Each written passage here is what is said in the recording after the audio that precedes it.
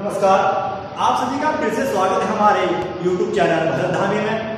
आज हम लेकर आए हैं अर्थालंकार। इसकी जो पहले की वीडियो थी उसमें हमने बना रखा था शब्दालंकार, अलंकार के बारे में और उसमें पढ़ा था शब्दालंकार के बारे में। और आज उसी का दूसरा पार्ट पढ़ेंगे हम अर्थालंकार। ठीक है, अर्थालंकार पढ़ेंगे।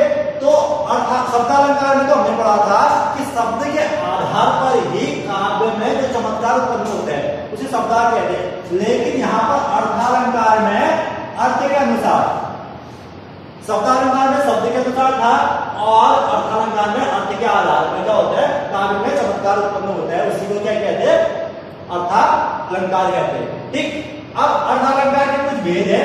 आज हम कुछ महत्वपूर्ण जो इसके भेद है, प्रकार है, उसके बारे में बात करेंगे। कुछ ही भेदों के बारे में बात करेंगे, सारे के नहीं, लेकिन कुछ के जो महत्वपूर्ण है, जो आपके एग्जाम में पूछे जाते हैं, उनके बारे में बात करेंगे। सबसे पहले तो आप देखिए उपमा अलंकार, दूसरा रूपक अलंकार, तीसरा उत्प्रेक्षा अलंकार, मानवीकरण और अतिशयोक्ति। जो आपके एग्जाम में क्वेश्चन पूछे जाते हैं, सबसे ज्यादा इन्हीं अलंकारों से पूछे जाते हैं। ठीक है, तो आपको ज्यादा चिंता करने की जरूरत नहीं है, टेंशन लेने की जरूरत नहीं है कि हमको आएगा कैसे, हम पहचानेंगे कैसे, इतने सारे हैं, ये तो हमारे सारे नए हैं। केवल आपको मैं ट्रिक बताऊंगा, उन ट्रिक को याद करने की जरूरत है आपको, बस। उसके अलावा कुछ करने की जरूरत नहीं है। आपको कुछ परिभाषाएं बताऊंगा, परिभाषाओं को छोड़ो, लेकिन जो पहचान यानी ट्रिक बताऊंगा उसको अगर आपने याद रख लिया तो आप किसी भी अलंकार को पहचान सकते हो। तो सबसे पहले बात करते हैं उपमा अलंकार की।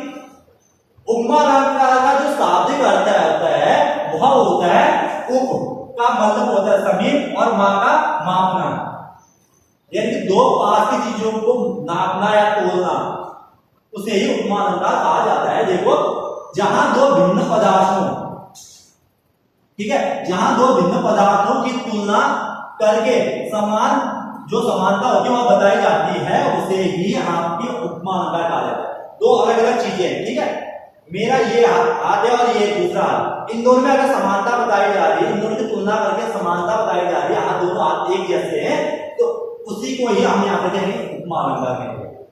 जैसे हम कोई स्त्री होती है और उसकी आंखें बहुत सुंदर है तो उसको क्या कहते हैं, मृग नयनी कहते हैं। ठीक है, आंखें बहुत ज्यादा सुंदर है तो क्या कहते हैं, मृग नयनी कहते हैं।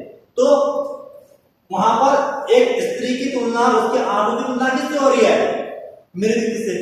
ठीक, तो अब एक उदाहरण देखिए, पहचान देखिए। सबसे पहले तो जो ये आपके उपमा अलंकार है, उपमा अलंकार में केवल इन शब्दों को याद करने की जरूरत है। अगर इन शब्दों को आपने याद कर दिया तो आप आंख बंद करके बता सकते हैं कि इसमें कौन सा अलंकार है।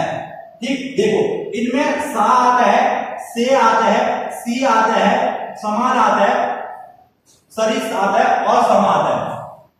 जिस भी वाक्य में अगर ये शब्द आए तो आप समझ जाओ किसी के आंख बंद करके उसमें उपमा अलंकार होगा। उदाहरण देख लो, मुख चांद सा सुंदर है, क्या आया, सा। सा किसमें आएगा, माना मैंने उपमा अलंकार में। अब देखो, मुख की तुलना किससे कर रखी है,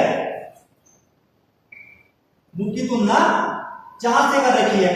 ठीक, जो मुख है, मुख की तुलना चांद से कर रखी है, यानी कि मुख और चांद की समानता बता रखी है। कोई नारी, कोई लड़की अगर बहुत ज्यादा सुंदर होती है तो ये तो चांद जैसे सुंदर है ना, तो दोनों की तुलना करके समानता बताई जाती है, उसी को उपमा अलंकार कहा जाता है।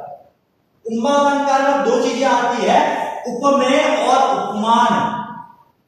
उपमेय और उपमान, ठीक, जिसकी तुलना कर रहे हैं उसे उपमेय कहते हैं और जिससे तुलना की जाती है उसको उपमान। अब देखो, जिसकी तुलना, यहां पर देखो, मुख चांद सा सुंदर, अगर इसी में बात करूं तो ये जो मुख है यह किसके क्या हो गया, आपका उपमेय है। इसकी तुलना तो कर रहे हैं, किससे कर रहे हैं, चांद से। चांद क्या हो गया, उपमान हो गया। ठीक है, यही था, जिसकी तुलना की जाती है उसे उपमेय कहते हैं और जिससे तुलना की जाती है उसे उपमान कहते हैं। ये था आपका उपमान अलंकार, उपमा अलंकार, कि इसमें दो चीजों की तुलना की जाती है और उसकी समानता बताई जाती है। अब अगला हम पढ़ते हैं रूपक अलंकार। जो शब्दालंकार का दूसरा भाग है वह है रूपक अलंकार। ठीक है, दूसरा भाग है रूपक अलंकार कि जो रूपक अलंकार होता है इसमें रूप और गुण की अत्यधिक समानता होने के कारण उपमेय और उपमान में भेद नहीं करना जो थोड़ा सा होता है कठिन हो जाता है। ठीक है, जैसे कि यहाँ पर कह रहा हूं रूप और गुण में अत्यधिक समानता होने के कारण उपमेय और उपमान में समान यानी कि भेद करना थोड़ा कठिन होता है। जैसे मेरे दो हाथ है, ठीक है, दो हाथ है, अगर मैं फोटो खींच दूं इन दोनों हाथों की फोटो खींच दूं तो उन दोनों को पहचानना मुश्किल हो जाएगा ना। ठीक, कौन सा राइट है कौन सा लेफ्ट है, हाँ हम फिंगर के अनुसार जान सकते, लेकिन वैसे अगर जानना चाहे तो हम नहीं जान सकते। तो यहाँ पर रूपक अलंकार रूप और गुण के कारण अत्यधिक बहुत ज्यादा समानता होने के कारण, जैसे आपने एक मूवी देखी ना जुड़वा में जो वरुण धवन थे दोनों सेम थे, उनकी शक्ल एक थी, उनका हैबिट एक थी, लेकिन उनको कौन पहचाना क्या था, मुश्किल था। उपमा कौन सा उपमान कौन सा पहचानना मुश्किल, तो वहां पर आपका रूपक अलंकार, दो चीजें एक सी होती है बहुत ज्यादा और उन्हें पहचान करना बहुत ज्यादा टफ होता है, तो वहां पर कौन सा अलंकार होता है, रूपक अलंकार। तभी रूप पहचान देखिए, इसमें इनके बीच में हमेशा योजक चिन्ह आता है। मैया मैं तो चंद्र खिलौना ले हूं, देखो यहाँ पर योजक चिन्ह डैश की तरह चिन्ह आ रहा है, तो यहाँ पर कौन सा अलंकार हो गया, रूपक अलंकार। ठीक है, अब बात करते हैं हम तीसरा जो अलंकार है उत्प्रेक्षा अलंकार। उत्प्रेक्षा अलंकार में इसमें उपमेय और उपमान होने की संभावना होती है, सॉरी उपमेय में ही उपमान होने की संभावना होती है।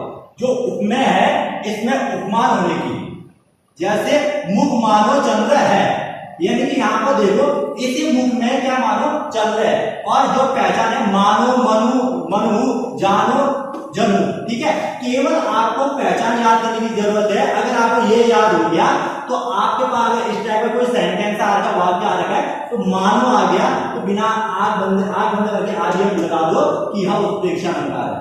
कि उत्प्रेक्षा में ये होता है कि जो उपमेय होता है उसमें ही उपमान होने की संभावना होती है। देखो मुख की तुलना यहाँ पर चंद्र से, मुख मानो चंद्र सा, यानी कि यहाँ पर इसी में ये कहा गया कि इसको ओवरलैप कर रहा है। ठीक है, अगला देखो मानवीकरण। मानवीकरण हमारे जो पुस्तकों में बहुत ज्यादा, जो हमारे कवि है इन्होंने बहुत ज्यादा इसका वर्णन कर रहा है। जो कवि प्रकृति प्रेमी होते हैं वह इसका प्रयोग बहुत ज्यादा करता है। जो नेचर पे कुछ भी चीज लिखता है वह मानवीकरण अलंकार का प्रयोग करते हैं। प्रकृति का चित्रण मानव जीवन के रूप में करते हैं।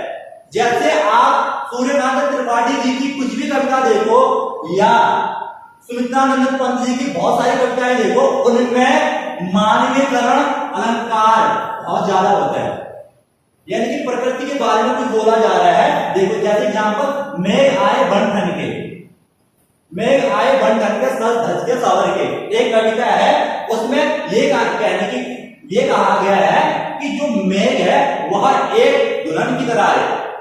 दुल्हन जिस तरह एक सर धज के आती है, जो उसका श्रृंगार होता है वह देखने योग्य होता है, लोगों के दिलों को मोहित कर देता है, ठीक उसी प्रकार जो मेघ आए वह भी बन ठन के आई, यानी कि जो प्रकृति है उसको उसने क्या कर दिया, खुश कर दिया। इसी को कहा जाता है मानवीकरण। प्रकृति की तुलना मानव से की जाती है, मानव जीवन से की जाती है, मानवीकरण। ठीक है, प्रकृति में जिंदा इंसान के बारे में बताया जाता है, उसी को मानवीकरण कहा जाता है। अब देखते हैं जो अंतिम इसका है अतिशयोक्ति।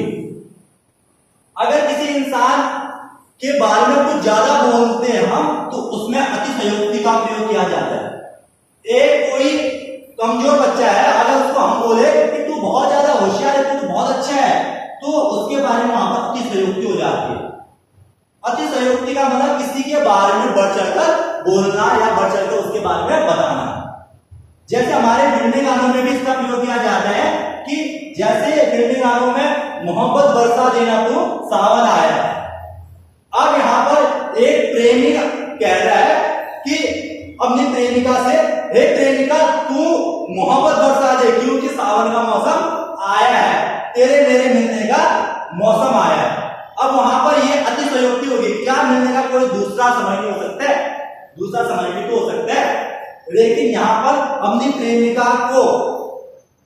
प्रेमिका की तारीफ करने के लिए, उसके बारे में बड़ा चढ़ाकर बोलने के लिए यहाँ पर अतिशयोक्ति का प्रयोग किया गया है।